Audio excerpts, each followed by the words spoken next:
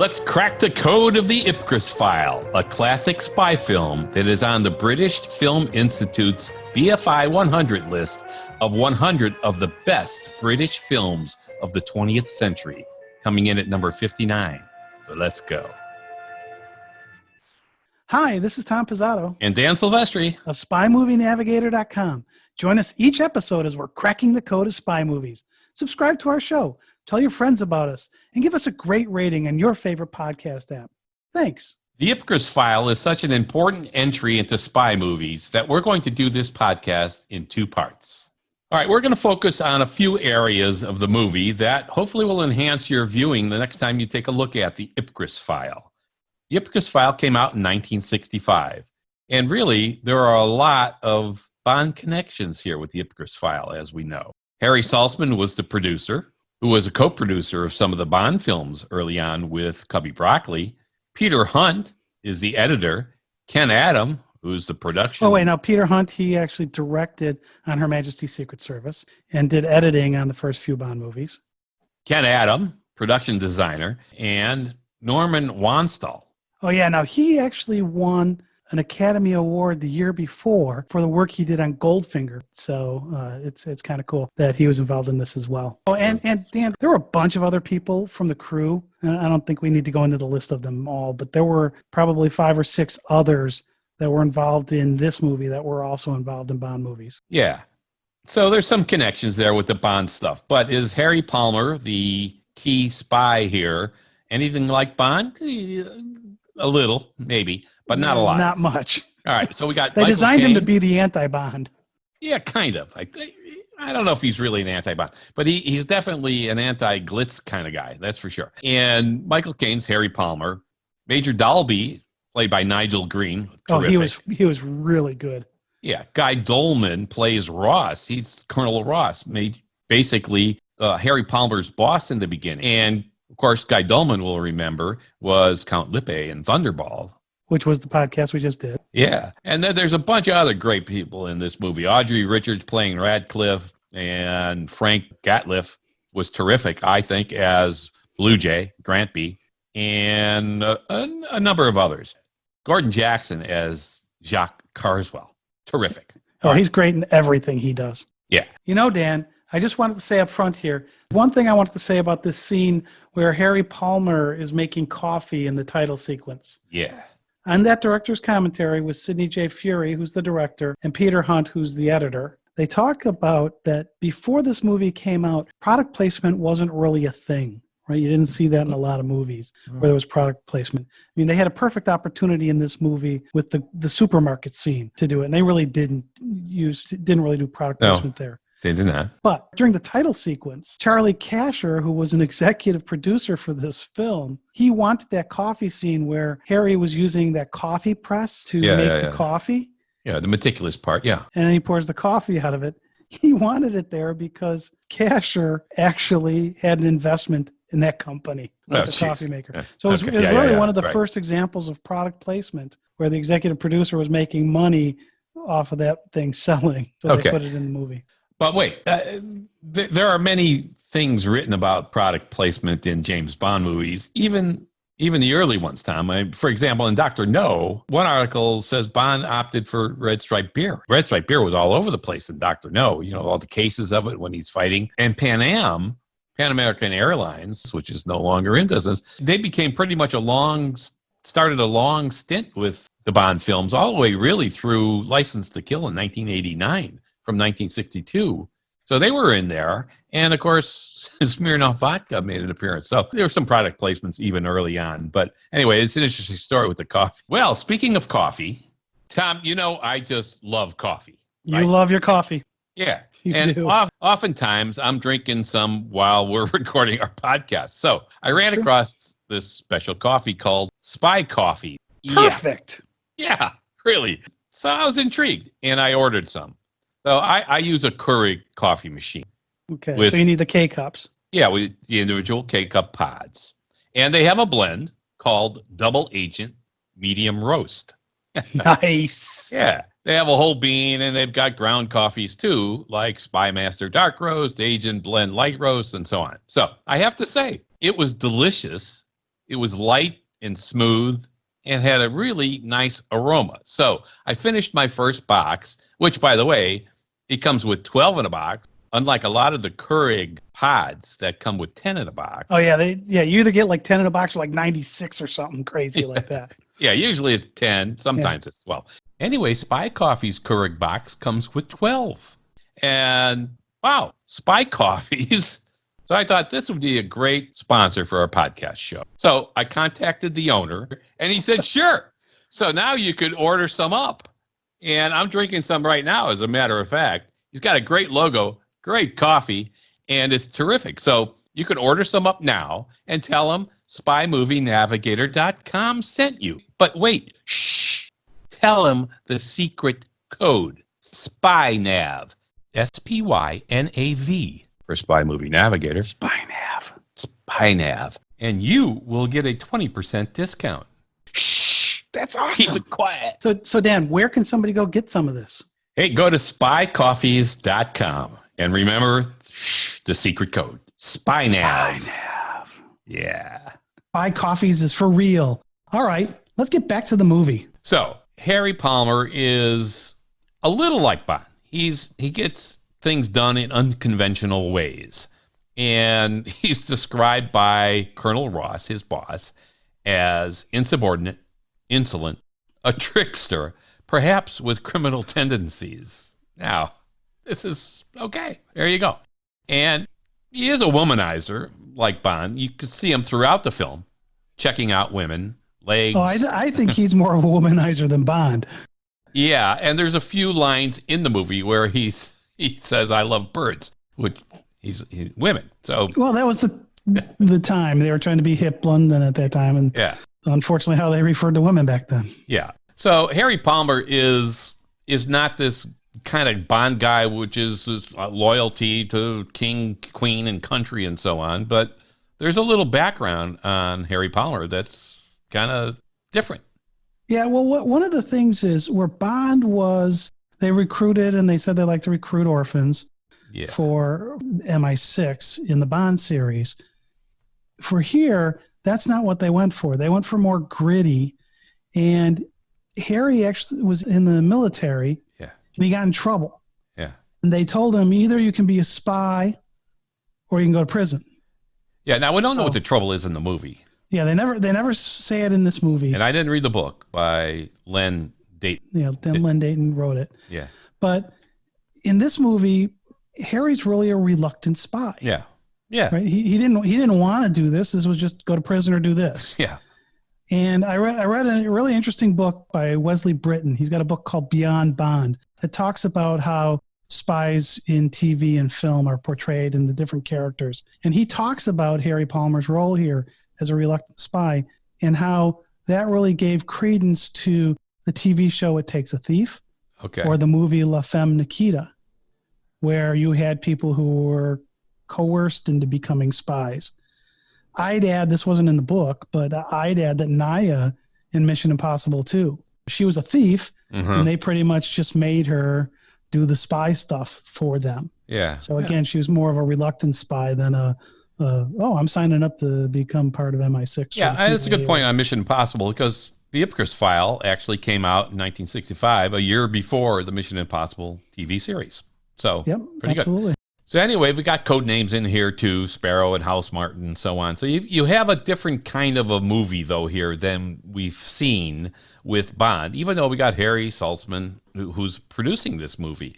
So you would think, hey, you're going to do some Bond kind of things here. It's really, it's a tough movie to follow, number one. We followed it closely and took notes on this movie through many viewings.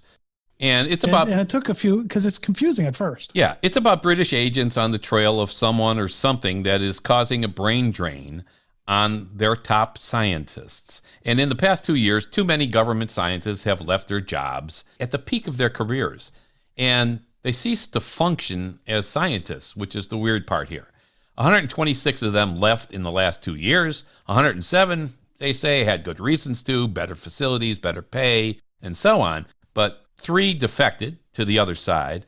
The other 17, with this guy Radcliffe, who now has disappeared in the beginning of the movie from the train, none of them had good reasons to leave. So now they're curious as to what the heck is going on. And Radcliffe did not quit, as Dolby says. He was lifted, which means he was kidnapped. So the key thing here is the words, they cease to function. Something is interfering with their normal brain operations as a scientists. Otherwise, they're normal, that the scientific ability of theirs seems to be drained for some reason. Or just we saw this in the movie when Radcliffe, he was supposed to give a speech on that proto-proton scattering device. Yeah, I love that.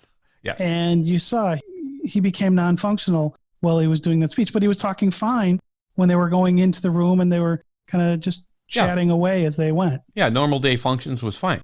So the British agents are trying to get to the bottom of this brain drain and to find out what is happening. That's what the movie's about, and trying to find out, how do we stop this? They had just lost Radcliffe to a kidnapping, and they want to get him back at all costs.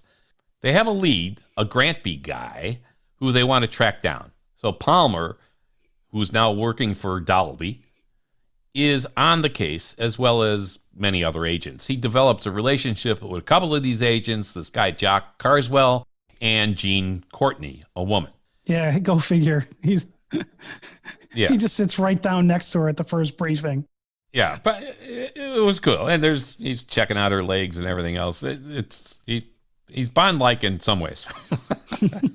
Eventually, Carswell takes Palmer into his confidence, and he shows him a manual that might be the key to what is happening here to the scientists. Palmer locks up this manual in his desk drawer at the office, and while driving Palmer's car, Carswell is killed. They thought it was Palmer. Palmer is now obviously very suspicious. He goes to retrieve the manual. It's gone. Someone on the inside knows what is happening? Perhaps. A mole? Yikes, we haven't seen that ever before. A mole in a spy movie? No. Yeah, we won't see that in the future either, will we? Oh my God. Mission Impossible, Bond, whatever. Palmer continues the mission trying to get information about this Grantby guy as other mysterious characters appear and are killed one way or another. Eventually, Palmer figures out who the bad guy really is, and the world is saved. So, things are going to work out okay. Well, it's a good thing because this was the first of three of these Harry Palmers that they did. Yeah. So. Yeah, overall, it's an excellent movie. It's difficult to follow at times. In fact, I want to kind of comment on that. So the opening scene, the pre-title sequence, I had to watch that 3 times before I figured out who was who. Yeah, and there is a pre-title sequence. Yeah, there is a pre-title sequence, but Harry Saltzman's involved. The characters aren't on screen for that long, but it's really important to know which each of the 3 main characters that are in that scene, who they are. And they all dress very similarly. Mm-hmm. And so, like I said, I had to watch that 3 times before I figured it out. Yeah. Oh, that's that guy. That's that guy. That's that guy. Yeah. So you might want to pay attention to this as you're watching the film and listen to this podcast and go rewatch the film if you've seen it already, or watch it for the first time. At least you'll have a little more detail now of the kinds of things we're going to go over in this podcast. There's very dark overtones to this movie. This is more like real spy stuff than other spy franchises like Bond. It's dark. And it's interesting because this came out the same year that Spy Who Came In From the Cold. Yeah, that's another one we're going to do. That's a great movie. And both of those, I mean, that one even has more realism to it than this one. Yeah. But it's not all the gadgety stuff or anything. It's just a spy movie. You get a good feel for this being a real kind of what spies really do kind of thing. It's dark, it's deep, it's secret, it's ominous, it's foreboding. There's a lot of tension and angst throughout the whole film, really. It's spy stuff, really, at its best. Like I said, they were trying to make him be the anti-Bond. Yeah. There's a couple of things he does that are kind of Bond-like. Yeah. Now, different sources have quoted different things and different variations on this phrase, the thinking man's Bond. Yeah, I saw the thinking man's Goldfinger or something. That's that was in Newsweek. Oh, okay. But then there were a couple other sources. I think one of them attributed it to Harry Saltzman, saying that he was the thinking man's Bond. But again, I saw in a couple different places, slight variations on that. Yeah. But really trying to take the Bond character with a twist. Okay. So Len Deighton publishes the IPCRESS File in 1962. This is the same year as the first Bond film came out, Dr. No. So both Deighton... Now, and actually, that date's important. And we're going to talk about it a little bit later, but keep in mind this was 62. Fleming in 63 released On Her Majesty's Secret Service. We're going to come back around to that, but pay attention to these dates as we're going through them in this discussion. Yeah. So here you have a situation where both Deighton and Fleming were writing at the same time. And that's true. Robert Ludlum, Jason Bourne novels were not released until the 1980s to 1990. So Deighton may have had an influence on those novels and other movies as well. And Jean Le Carré was around this time as well. Yeah. Now, the name of Harry Palmer has an interesting origin. And I've read a couple different things on this, but generally the story goes to Harry Saltzman said to him, "What's the dullest name you can think of?" Now, if we remember, Fleming said when he picked the name James Bond, it was off of a similar premise. So what's a very pedestrian, boring name that I can use here? Now, the funny thing is, Caine supposedly said Harry, which was Saltzman's first name. Yeah. So what's the most boring name you can come up with? Yeah. And then they supposedly picked Palmer because Caine said the most boring boy in school was a kid named Tommy Palmer. Yeah. And so, again, I've read this in different sources, slightly different interpretations of it. Yeah. This one here, I think I pulled out of Wikipedia. Yeah, I think Harry Saltzman, eventually said, well, my name's really Herschel. Something like that. He said, so I'm good with Harry. It's like, okay, good. All right. So there's several points we're going to talk about here. The stage that the IPCRESS File plays on is the Cold War stage. In 1965, the U.S. and the Soviet Union were building up powerful nuclear arsenals, and Britain was right there in the middle of it all. And World War II is still fresh in the mind, and in the IPCRESS File, losing top scientists potentially to the other side is something Britain knew, as at the end of World War II, when top German scientists went to either the U.S. or the Soviet Union, this was a major, major threat. So they didn't want this happening again now. And heck, Von Braun, who came to the United States, who was a rocket scientist, by the way, for Germany.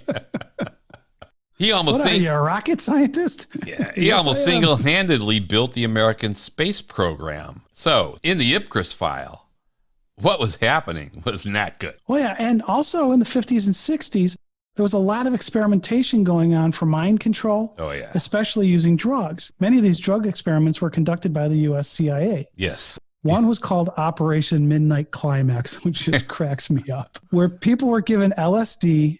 Yeah. Then they were filmed from behind a mirror as they tried to make love in a room. Operation Midnight Climax. Yeah, they wanted to see what the drugs would do and whatever. Yeah, there's a great little book on that, too, called The CIA Manual of Trickery and Deception. It's actually good. We're going to go over some of the things in that and a few other podcasts because it's a very good book. Anyway. Yeah, and there was one more project, MK Ultra.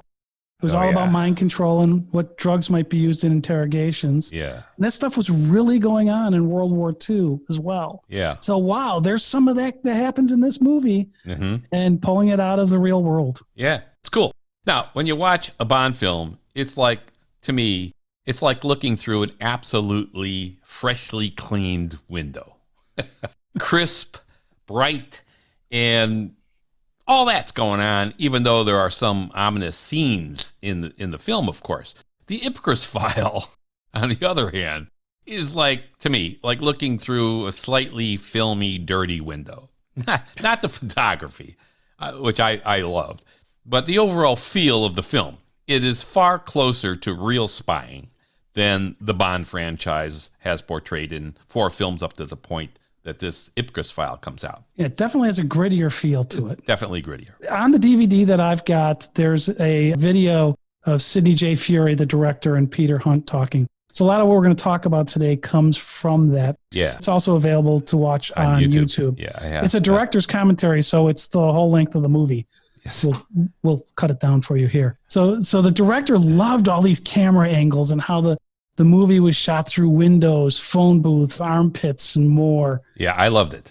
Harry Saltzman hated it, and he hated Fury. He did. And so there was a lot of stuff that went on behind the scenes with Harry and Fury, but Fury was winning out on how the film was being shot. But Saltzman went to Peter Hunt, the editor, to confirm that Sidney's work was crap, those his words. But Peter Hunt said, no, it's actually good stuff. So after that, Harry didn't bother Sidney again during the movie making. However, there's some other issues that happen with Harry and Sidney after all of this. Yeah. It wasn't a symbiotic relationship, I don't think. No. But all of these camera angles and stuff, I personally thought there was too much of it, too much of the weird angle stuff. Some of it I'm fine with, but it was like there wasn't a straight on shot in the whole darn movie, it didn't seem. Yeah, and so I liked it. So it's one of those that people seem to really like or didn't like much at all. And a lot of the comments that you read online from the people that don't like it are about the way the film was shot. Yes. Not about the content, but about the way the film was shot. Yeah, I know there's a lot of stuff about that. And that's actually one of the things I loved about the film. And here's why I loved it. I was thinking throughout the movie that the camera angles, many times, like you said, looking through things like the Windows symbols in boxes, that one shot of the inbox of the curve and everything. A lot of crazy angle stuff, almost Hitchcock-like, beyond Hitchcock-like. And through side windows of a waiting car, looking down through a hanging lamp, from above to a body below and so on. I loved it. And Fury never said this, and maybe I'm just making this up. But I was thinking maybe that seeing through all of these things is like Palmer, who can see through a lot of the people and the situations that he's in to get to the real truth. And he does that relentlessly throughout the film, just like relentlessly there are these camera angles. So I'm going with that. Well, no, okay. You and I have a slightly different opinion on these camera angles, but that's fine. That's the beautiful thing about watching something. We can each have our own opinion. Yeah. Now, one of the things that was interesting to me about these camera angles was in the podcast, the 00 Files. I don't know if you've ever listened to those guys. Yeah, good guys. They talked to the director of photography, Phil Mayhew, of GoldenEye and Casino Royale. And Phil said that the IPCRESS file and the camera angles and stuff and how they shot it were a direct influence on how they filmed the pre-title sequence in the Daniel Craig Casino Royale. Wow. So some people love it, some people don't. They didn't use those angles for the whole movie, but they used it for the pre-title in Casino Royale. Yeah, we talked to Roberto Schaefer, the director of photography for Quantum of Solace, and in one of his movies, Monsters Ball, it was a lot of the same kind of different angles and so on. So it did influence other movies, I think, and again, I like it. So yeah, now let me go to you. Just made a comment about seeing through things. Yeah. There's another thing that happens here. Harry's got glasses, and Harry Saltzman didn't want him to have the glasses. Yeah. But Sidney wanted him to have the glasses. They're nice glasses. They're nice glasses. French style glasses. Yeah, and so they're a thick tortoiseshell or whatever. Yeah. But there are some shots where Harry's got his glasses off, and he doesn't see through things. Everything's fuzzy, and then he puts them on, and things become clear. Yeah, he takes them off to clean them or whatever. Yeah. Seeing through things. So there you go. That supports my theory. That supports my theory. Thank you, Tom. Exactly. You now agree with me. That's great. No, I just think there's too much of it. I don't mind a few of those shots. I just think it's too much. All right. There's one great shot with the glasses too that comes up in the film when he's with Jean Courtney, the woman agent, and at Palmer's flat, and she asks him, "Do you always wear your glasses?" And Palmer says, "Yes, except when I'm in bed." And then she takes them off of him. She takes them off. Okay. I guess you're in bed. There you go. What's going to happen now? I love that one. That was a great one. All right. So when they were filming the movie, they were literally writing the script every day. This is what was going on. So I think in Fury, in that commentary you're talking about, Tom, says something like, yeah, it was pretty much filmed in the sequence that the story unfolds because they were writing this stuff every day. They didn't know what they were doing the next scene. And so that's kind of interesting.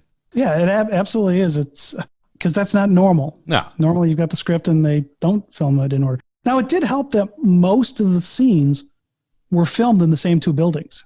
Yes, they did. They filmed a lot of it in the same 2 buildings. So that made it easier to be able to do that. Yeah, like Harry's flat was upstairs, the offices were downstairs, and so on. So it's kind of cool that they did that, and that came out in that little commentary as well. One of the things I love about this story is how they deal with the tension and get you wrapped in and get you questioning what's going on. Mm-hmm. You're trying to figure out who's on Harry's side. Yeah. And who isn't. And what's Harry up to, really? Yeah, what's Harry doing? We don't know. This first film. So who's Ross's allegiance to? Yeah. Who's Gene Courtney's allegiance to? Yeah. What about Dalby and Jock? Yeah. So where are these people aligned? And it isn't crystal clear throughout the movie. No, it's not. Until you get to the ending. So when you're watching the film, keep all of that in mind, because you will have to keep it in mind, because it's obvious that, like, who are these people and whose side are they on? So the whole movie, though, Tom, is built around deception and intrigue. And there are reasons to suspect and perhaps not suspect many of the characters. So, for example, there are reasons not to suspect Colonel Ross, Palmer's boss, in the beginning. He seems to be a company man on Palmer's side and so on. But he reassigns Palmer to a new division and sends him off to Major Dalby, to his group. Why, we wonder? Is he trying to get rid of Palmer, who he knows is a very good agent, even though he is insubordinate, insolent, and all that? We wonder. There are reasons not to suspect his new boss, Major Dalby. Dalby's been around a while. Ross sent Palmer to him, so maybe he thinks Palmer can help him, and so on. Also, Dalby does assign Palmer to the case that they're working on, which is the case of the movie, trying to find Radcliffe, the scientist, and track down this Crampy guy. And at a raid at the warehouse, he yells at his subordinates for starting the operation 10 minutes late, and so they missed the targets that they wanted at the warehouse. Yeah, but I actually think he was just trying to make it look good for his team. Maybe. Telling his team, hey, I'm behind you. Yeah, but we don't know. Now, remember, Palmer called for this operation at this warehouse thing, and he didn't really have the authority to do that. Another Bond kind of thing. It's like, hey, this is what I think I should do, so I'm going to do it. And Palmer finds a bit of recording tape at the warehouse that hadn't been destroyed in this kind of stove fire, and it was still warm and all that. And Dalby is the one who points out that it says IPCRESS on it. That kind of surprised me he came up with that. Yeah, it wasn't Palmer who said that. So that's a reason. It's like, okay, I'm not going to suspect Dalby. Gene Courtney, she's great, played by Sue Lloyd. We think she's on Palmer's side. But again, we're not sure if she works for Dalby or Ross or whatever. Regardless, she seems to be on Harry Palmer's side. Yeah, no, this is one of those characters that kind of disappointed me a little in the movie because they really don't develop her at all. Yeah. And she was good, and I would have loved to have seen more of the stuff she was doing. Yeah. As part of this movie, because like I say, they just didn't develop her character much at all, and I was disappointed by that. Yeah, kind of like Paula in Thunderball. I think she could have had a bigger role. Same kind of thing. Same kind of thing. Yeah, absolutely. Yeah. And then we got a couple of other characters in this whole thing, right? And one that cracked me up was this guy who had his glasses taped right here in the middle. The typical nerd glasses. Of the 60s. Yeah, absolutely. And we don't know who this guy is. No. Or what side he's on. Keeps appearing. You see him lurking around a couple different times, and you're like, who is this guy? Yeah, right. And it's the same thing a little bit later. You see there's a black actor that's got a pipe. Right. And he's lurking around, and you're like, who is this? You find out. Some kind of agent. These guys are, but who are they? And we eventually do get there. Yeah. So we're just going to go through a few scenes here. There's a pre-title sequence. Of course, there is one because Harry Saltzman's involved, and they just did 3 Bond films with pre-title sequences. So we get one. 2 guys get into this car. One of them is reading this newspaper called The New Scientist. They arrive at a train station looking for the compartment that is reserved for Mr. Radcliffe, who is actually the scientist. And he's one of the 2 guys. So he gets into this compartment. The other guy leaves, but the other guy notices that, oh, wow, Radcliffe forgot his camera in the backseat of the car, and he returns to the train and to his compartment, and Radcliffe is gone.